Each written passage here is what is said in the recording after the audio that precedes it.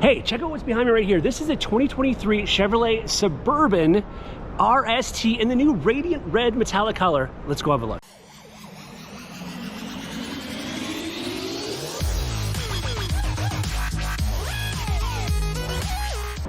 All right, so I know at a first glance, this looks like another vehicle that I filmed in the past, doesn't it? Just a few months ago, I filmed the Tahoe RST Performance Edition, and in this color, it looks very much the same, especially with the way those wheels look. Of course, the other one were all black and then a little bit smaller, but at a quick glance, that's what it's looked like. So this is a sporty looking family mover as far as I'm concerned.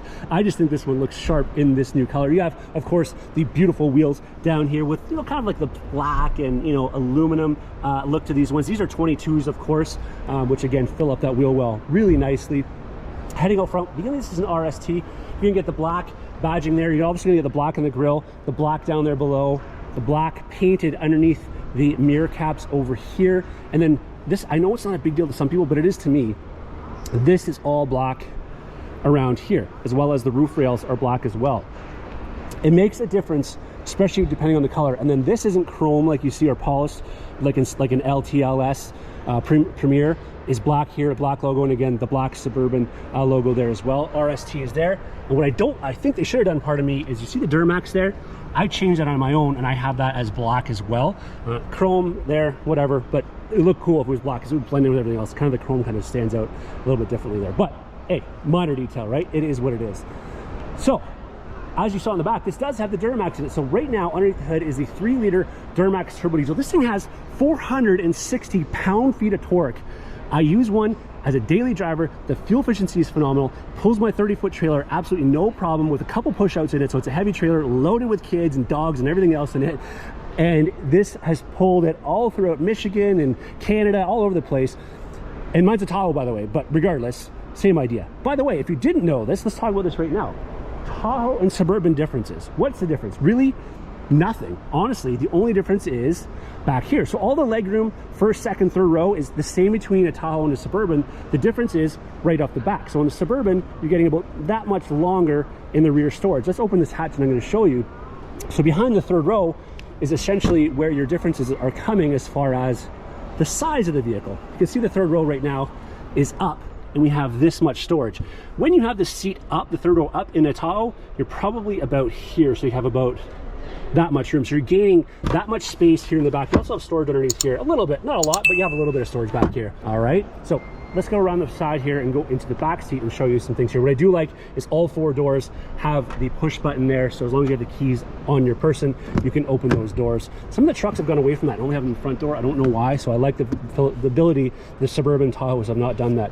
Bose stereo system in this one, obviously very nice. But again, here we go with the bench seat, which is an unusual configuration. You usually see these with captain's chairs, but it actually works well with this because again, you have that extra passenger. As you can see, leather trim interior with the red stitching to keep that RST look. This is moved forward, by the way, because you can move this forward and aft and back, whatever that's called. But anyways, you can move this however you please. Now back here, you do have separate climate control for your rear passengers. The RST doesn't have the rear heated seats, but on higher trim levels, you can get that.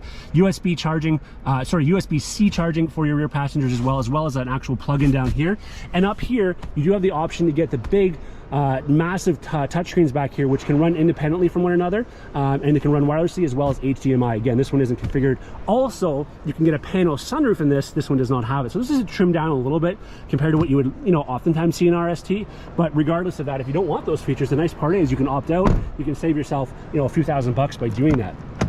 Heading to the front though, again with the Bose stereo system. Now that does have the memory seats here, which is really nice. So memory seats work, of course, with the seats and with the exterior mirror. Now this one doesn't have the power steering adjustment, so you'd have to adjust the steering wheel and of course the rear view mirror. But otherwise, the seat and the exterior mirror will adjust to how you want it if you're driver 1 or if you're driver 2. That's kind of a nice ability there, especially if you've got 2 different people, different heights of stature that drive this vehicle often.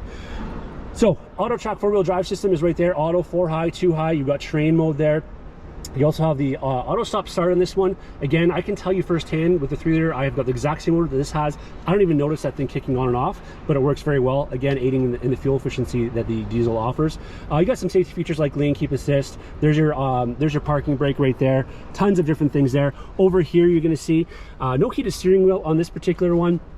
but tons of controls. You have a nice programmable screen in front of the driver there, and a nice beautiful 10-inch color touchscreen right here, which has the HD camera in the back, as well as Google integration and so on and so forth. There's your shifter there.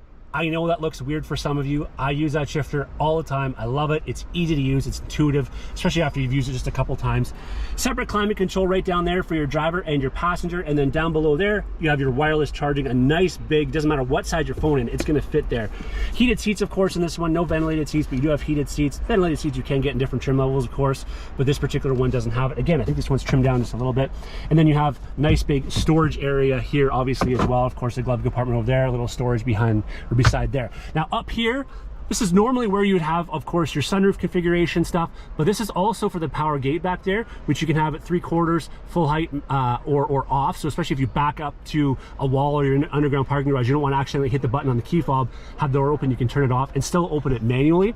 And then this right here, you can link it up to a garage door opener. So that actually gives you the ability, so you don't have to have the garage door opener thing hanging off here, to hook this up to your garage door opener, and it'll work that way. So a lot of nice features in this one. This one's trimmed out actually how I would probably like it. I don't care about the sunroof, and I like that bench seat in the back. But this is the 2023 Chevrolet Suburban RST. Thanks for watching.